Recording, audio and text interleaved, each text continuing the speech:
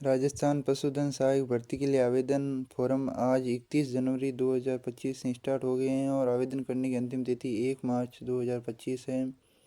तो इसके लिए आप आवेदन कर सकते हैं।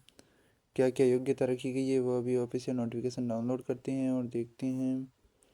आवेदन शुल्क कितना है? सामान्य वर्ग व अनारक्षित क्षेत्र के लिए 600 रुपये हैं और बाकी के लिए 400 रुपये हैं। आयु सीमा कितनी है? 18 वर्ष से 40 वर्ष है। और उसके अलावा 31 जनवरी से 1 मार्च के बीच है और ऑफिशियल नोटिफिकेशन देखते हैं, डाउनलोड करते हैं उसके अंदर क्या लिखा हुआ है।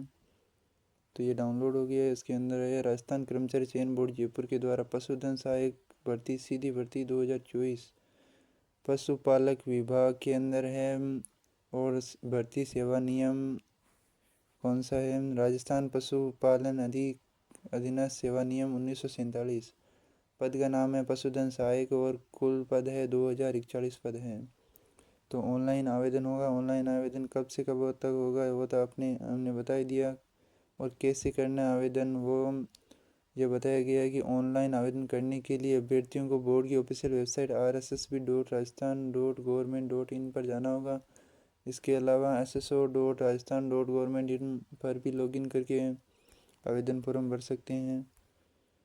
और कौन कौन से कार्ड चाहिए? मूल प्रमाण पत्र चाहिए, डिजी लॉकर के माध्यम से 10वीं की मार्कशीट और कौन कौन से चाहिए वो भी नीचे दिए गए हैं। पंजीकरण शुल्क के बारे में आपको बता ही दिया कि 600 रुपये लगेंगे और बाकी के लिए 400 रुपये लगेंगे। आरक्षण भी दिया गया है।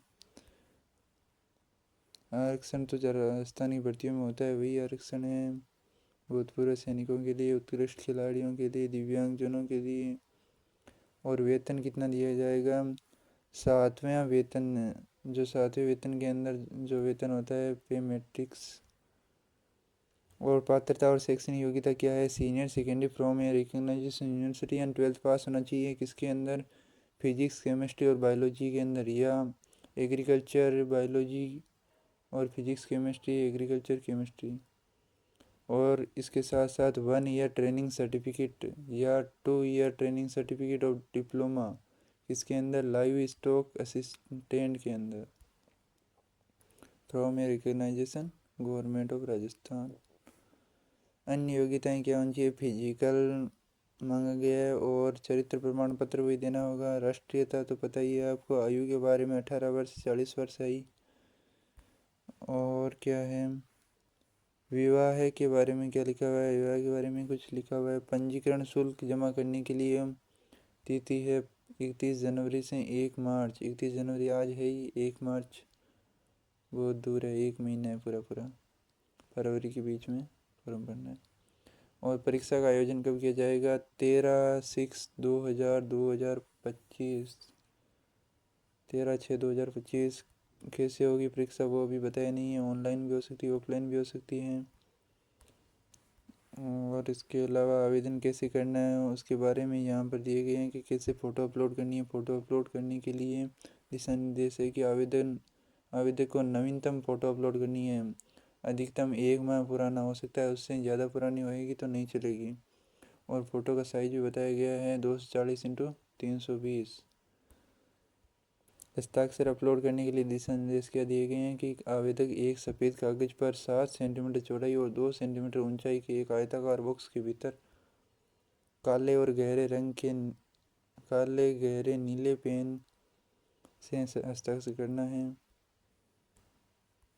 और परीक्षा के लिए विशेष टिप्पणी क्या है? परीक्षा के पश्चात संबंधित परीक्षा का प्रश्न पत्र बोर्ड की वेबसाइट पर अपलोड कर दिया जाएगा। प्रश्न पत्र की उत्तर कुंजी भी बोर्ड की वेबसाइट पर अपलोड कर दी जाएगी।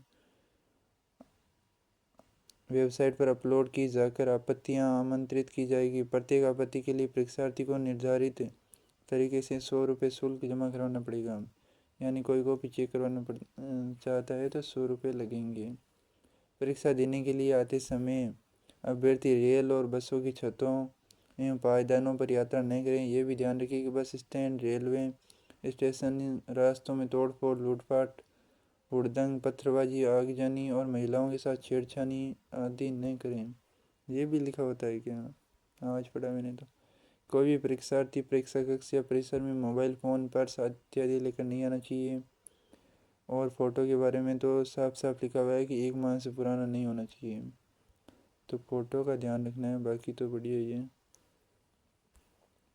ऑनलाइन आवेदन में संशोधन की प्रक्रिया।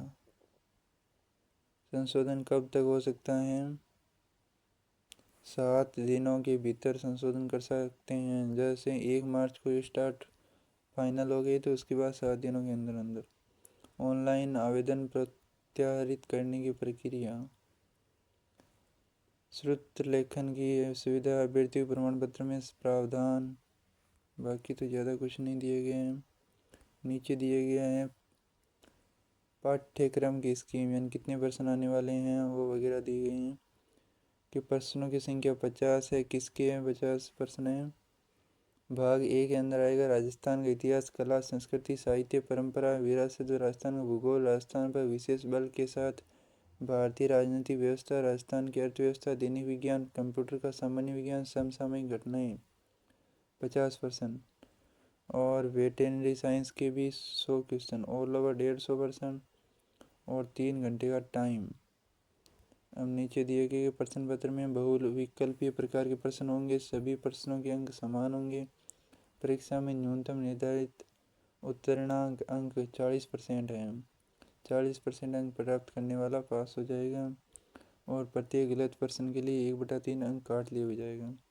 अब सिलेबस के बारे में दिया गया है कि कौन कौन सा सिलेबस आने वाला है इतिहास के अंदर, कला, संस्कृति, साहित्य, परंपरा और विरासत के अंदर। पहला है प्राचीन सभ्यताएं, कालीबंगा, आहड़, गणेश्वर, बलाथल, बेराट। राजस्थान के इतिहास की महत्वपूर्ण ऐतिहासिक घटनाएं, प्रमुख राजवंश और उनकी प्रशासनिक एवं राजव्यवस्था एवं सामाजिक सांस्कृतिक आयाम। स्थापत्य कला की प्रमुख विशेषताएं, किले एवं स्मारक, कलाएं, चित्रकलाएं, हस्तशिल्प।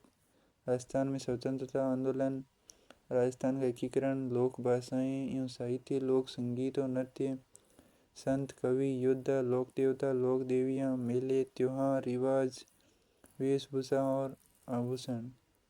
राजस्थान के भूगोल के अंदर क्या आने वाला है? राजस्थान के प्रमुख भौतिक स्वरूप, जल, दशाएं, वनस्पति, मृदाएं, नदियाँ, बांध, झीलें। राजस्थान के प्राकृतिक संसाधन, खनिज आपदा, वन संपदा, जल संसाधन, पशु संपदा, वन्य जीव अभ्यारण्य, संरक्षण। जनसंख्या के अंदर वृद्धि, घनत्व, साक्षरता, लिंगानुपात, प्रमुख जनजातियां। राजस्थान में पर्यटन। और राजस्थान पर विशेष बल के साथ भारतीय राजनीतिक व्यवस्था। भारतीय संविधान की प्रकृति, प्रस्तावना, मौलिक अधिकार, राज्य की नीति निर्देशक तत्व, मौलिक कर्तव्य। राजस्थान की राजनीतिक एवं प्रशासनिक व्यवस्था।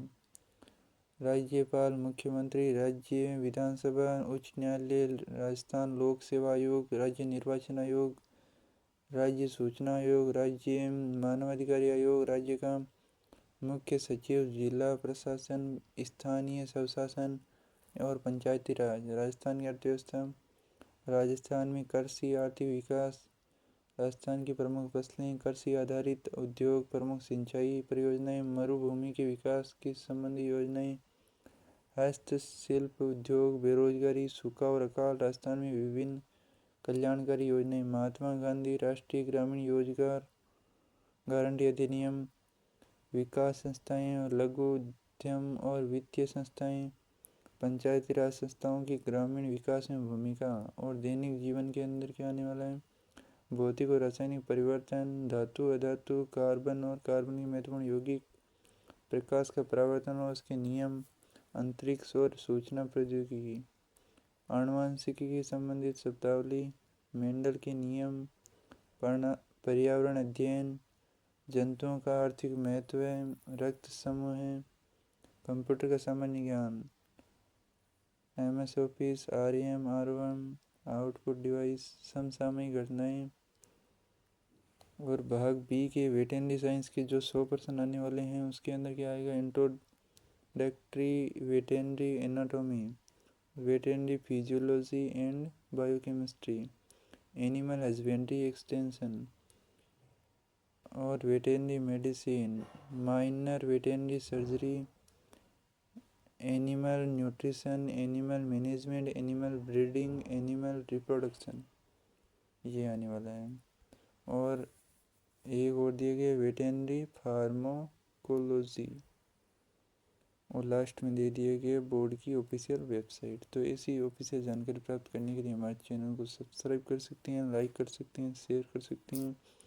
और भी भर्तियाँ यहाँ पर इस चैनल पर आपको बताई गई है। आप इनमें से किसी में भी योग्य है तो ज़रूर आवेदन करें।